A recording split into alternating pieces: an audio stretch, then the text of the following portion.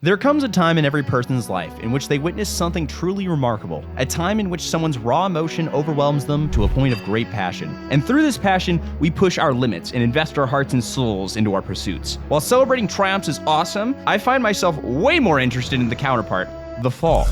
Crashing out isn't just a single moment, it's a slow build of pressure, a cooker of frustration that finally explodes. It's a missed buzzer beater, the photo finish that doesn't go your way, and most importantly, screaming at the goddamn carry after he misses his last hit. I'd take a shit on the desk and it will perform better than you. We are focusing on a special type of crashing out, gaming and its toxic landscape. What a fucking... First, let's consult the tier list of gaming toxicity. Picture a 4-quadrant chart like those annoying political compass ones, where the top is toxic, the bottom is chill games, the left little interaction with others during gameplay, and the right signifies high interaction between other humans in gameplay. Let's take an infamous example, Dark Souls, a game that is notoriously difficult and has led to some of the internet's biggest gaming meltdowns. But since interactions are mostly solo, there's less external influence to stoke the flames, unless you're a streamer. Let's start with hardcore single-player games. Souls-like titles fit here, but let's go deeper. Think of Jump King or Getting Over It. They turn your frustrations into entertainment for millions of 10-year-olds watching on YouTube. Their toxicity comes solely from personal mistakes,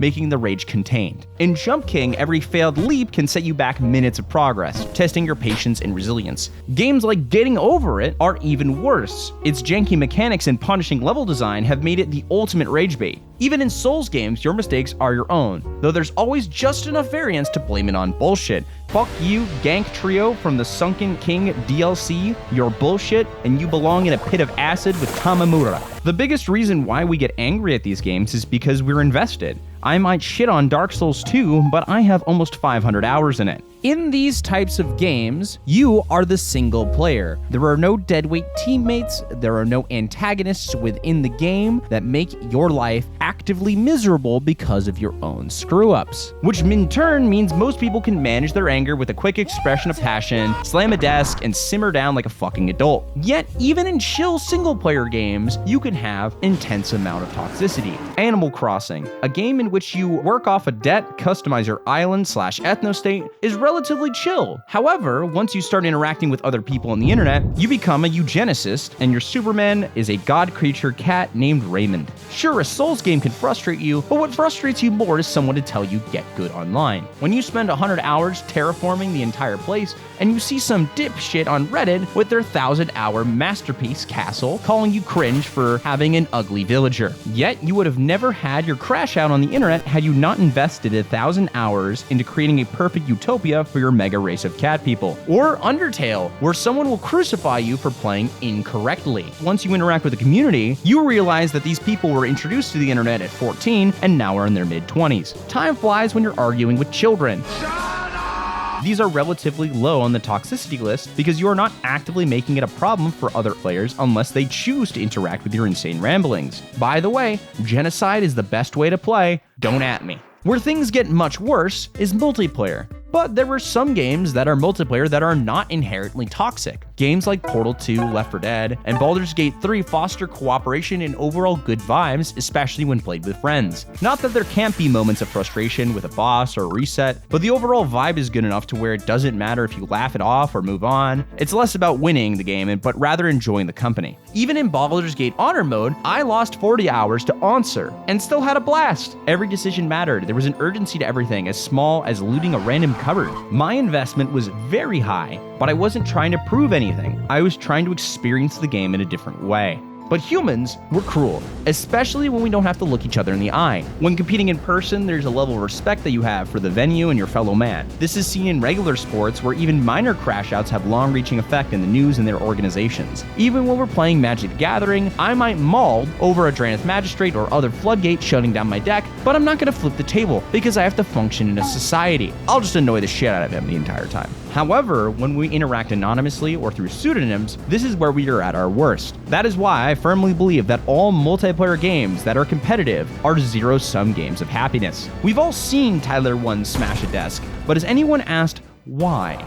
I propose a theory. In order to enjoy a multiplayer game that is competitive, someone must win and the other must lose. And this cycle must be perpetuated by every gamer because winning is as addictive as heroin and losing sucks. Every time you win, every time your MMR goes up, every time your rank goes up, you steal happiness from someone else. And therefore, the people in top 500 Immortal are the happiest people we know, as they have systematically stolen tons of happiness from other people. Yet we see the top players with the highest MMRs still molding. Panda Boo was called GG and he's disconnected. They're so tilted, Gary. What is the final piece of the equation? What really pisses people off is when you taunt them into frustration. Don't taunt me, you fucking bitch. And I'm all for that shit. From fighting game Twitter to MOBAs to even your classic Call of Duty, the toxicity is rampant.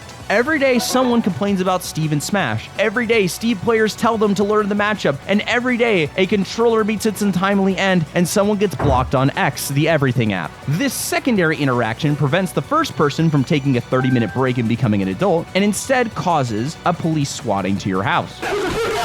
In this case, it was enough that you were bad at the game, but some person with an anime profile picture laughed at your misfortune while you cried yourself to sleep. What happens when you are held hostage in a game with these people? Enter the GOATs, MOBAs, the reigning champions of toxicity. Everyone in ranked has a prerequisite amount of games, which means they're already highly invested. So when things go south, they go south hard. And the worst part is, you're trapped with the very people making your life miserable. You have no choice but to endure or else lose your MMR, sometimes for 20 minutes and sometimes for an hour. You could be having a really bad day, getting to commit to a Dota 2 game and some racist is flaming you and calling you a slur for dying once in jungle. The worst part about this is now you have to work with this psycho in order to beat 5 other people that are actively making fun of you in chat. The initial toxicity of your mistake is being multiplied by everyone else in the lobby not letting you forget it. They will keep picking at you until you mute them all or crash out, in which case they'll make fun of you more. The reason why this stings so bad was because you invested 2,500 hours and the same amount of money in cool skins to look good in these lobbies. In CS, if someone ever asks you about your awesome $200 knife and then follows it up with why are you bottom fragging, it's time to go, as it both comments on your poor time management and your terrible money habits. It also shows that you might have 10,000 hours in a game, but you suck, and that is a very difficult thing to live with.